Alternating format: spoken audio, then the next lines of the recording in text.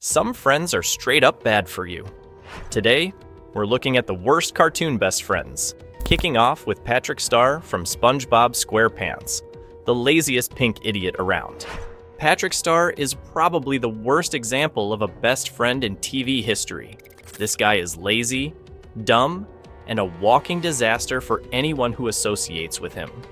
Sure, SpongeBob treats him like his best friend, but let's be real. Patrick is more of a liability than a homie. He constantly drags SpongeBob into his ridiculous schemes, which always end in disaster. Remember what Squidward said? We can't make any noise. Who said anything about noise? Remember the episode Big Pink Loser, where SpongeBob had to teach him how to do literally everything? What? Breathing? Walking? Eating? That's right, Patrick is so useless that at one point he forgets how to function as a basic sea creature. And instead of admitting he's clueless, what does Patrick do? He insists he's got it all figured out, making everything 10 times worse. He's like that friend who gives you advice but has no clue what they're talking about.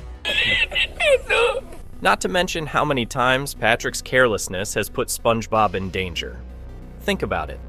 Whether it's jellyfishing, blowing bubbles, or starting a fight with some random guy at Goo Lagoon, SpongeBob's always the one cleaning up the mess. Patrick doesn't help. He's the one that makes the mess. But let's be honest, SpongeBob's too nice to say anything, and Patrick's too stupid to realize it. Also, let's not forget how this dude can turn on a dime. There are plenty of times when Patrick straight up betrays SpongeBob. Like that time in the episode, The Fry Cook Games, he called him an idiot in front of an entire stadium during a fry cook competition. Patrick will literally switch sides the moment he feels like it, and somehow SpongeBob still takes him back. Patrick is that friend who adds no value, takes no responsibility, and acts like everything's fine when it's clearly not. He's like having a pet rock that you have to babysit 24/7. So, as I was saying... Excuse me, do you guys have the time? Patrick needs love! Next, we've got Jimmy Neutron, who's supposed to be a genius but acts like a terrible friend half the time. Let's break it down. Jimmy's friends, Carl and Sheen, are always getting dragged into his insane experiments that usually backfire. Jimmy's problem isn't that he's dumb, he's the exact opposite, but he's selfish. He only ever thinks about his science, his inventions, and what he wants, dragging his best friends along whether they like it or not. Carl and Sheen, they're basically guinea pigs. You've got Carl, who's allergic to everything and always ends up as the butt of Jimmy's failed experiments. And Sheen, Sheen's just Sheen, obsessed with Ultralord. But that doesn't mean he deserves to get zapped into another dimension every other episode.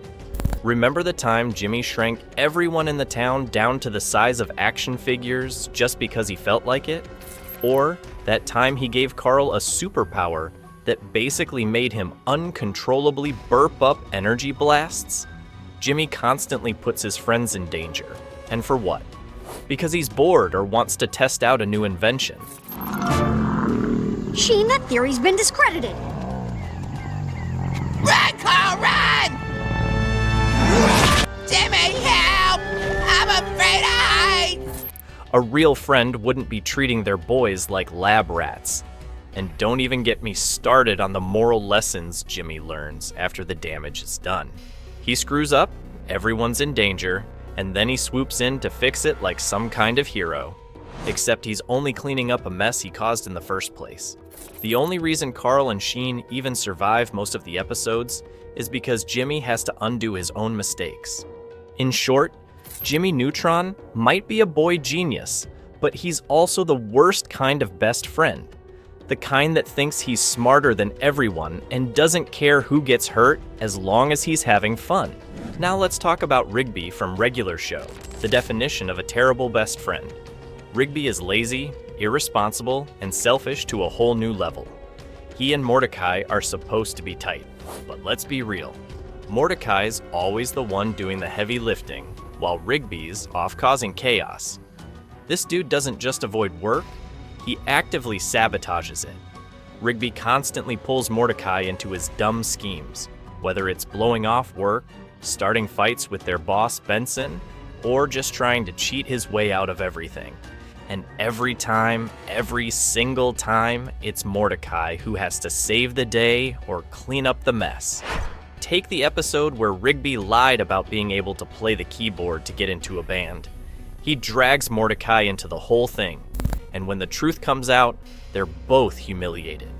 Rigby never thinks ahead, never considers the consequences of his actions, and Mordecai, who's actually trying to keep their jobs, is always the one suffering for it. One of the most infuriating things about Rigby is how selfish he is. He's that friend who will throw you under the bus just to save himself. There are multiple episodes where Rigby lies, cheats, or steals, and Mordecai ends up getting hurt or in trouble because of it. Mordecai? I can't believe you, Rigby. All this time you were lying to me? And what? So you forged my rejection letter, is that it? Yeah, but... Why would you do that? I had to. Rigby's selfishness is so bad that it even causes tension between him and Mordecai's romantic interests, which, let's face it, is a major red flag for any friendship. Rigby's the kind of friend who's all fun and games until there are actual stakes, and then he's nowhere to be found. He doesn't have Mordecai's back the way Mordecai has his, and it's honestly surprising their friendship lasts as long as it does. If you're enjoying the video, make sure to subscribe. I'm aiming to hit 1,000 subscribers before 2025, and your support makes all the difference. And now, let's talk about the king of toxic friendships, Eric Cartman from South Park.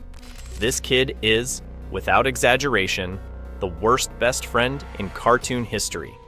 Cartman is manipulative, selfish, and straight up evil. There's no other way to put it. If Cartman is your best friend, you're basically screwed. Let's start with the fact that Cartman has done terrifying things to his so-called friends. He made Butters think the apocalypse had happened just so he could take Butters' place at a theme park. He literally locked Butters in a bomb shelter for days. And what about the time he tricked his own best friend into eating chili made from his dead parents? Yeah, Cartman's on a whole other level of terrible. After a night with the hacksaw, I was all ready to put on my chili gun carnival so that I could tell you personally about your parents' demise. Oh my God! Oh my God! Cartman doesn't just use his friends for his own gain, he actively destroys their lives for his own amusement. He's the kind of friend who only keeps you around to torment you. He'll ruin your day, your week, and probably your life, and the worst part? He doesn't feel bad about it at all. It's not even like Cartman's just a little bad or kinda selfish. No, Cartman is a sociopath.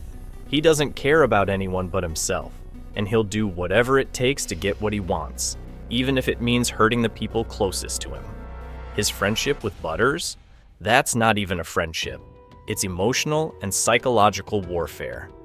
In conclusion, Cartman is the definition of toxic. If he's your best friend, you better watch your back, because he's probably already plotting against you. Now you might think, wait, Butters, he's the nicest guy ever. And yeah, you'd be right, but that's exactly the problem. Butters is such a nice guy that he lets everyone walk all over him, and that makes him a terrible best friend. Not because he's mean or selfish, but because he's too passive. Butters is Cartman's favorite punching bag, and even though he's a sweet kid, he never stands up for himself. He's always getting tricked, bullied, or manipulated by Cartman, and instead of fighting back or calling him out, Butters just takes it. This isn't just bad for him, it's bad for everyone around him, because Butters' inability to say no enables Cartman to keep doing what he's doing. Think about it. If Butters ever actually stood up for himself, maybe, just maybe, Cartman wouldn't be as bad as he is. But nope, Butters just keeps letting it happen. He's the kind of best friend who's so desperate to be liked that he'll let you do whatever you want, no matter how messed up it is. And that's what makes him a terrible best friend. Butters is the kind of guy who's too nice for his own good. He's so passive that he ends up enabling the worst behavior in the people around him, especially Cartman. So there you have it, the worst cartoon best friends. Whether they're lazy, selfish, or downright evil, these characters make us question what it really means to be a best friend. If your best friend is anything like Patrick, Jimmy, Rigby, Cartman, or Butters, you might want to rethink that relationship. Thanks for watching.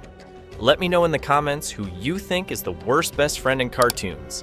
And don't forget to like and subscribe for more content like this.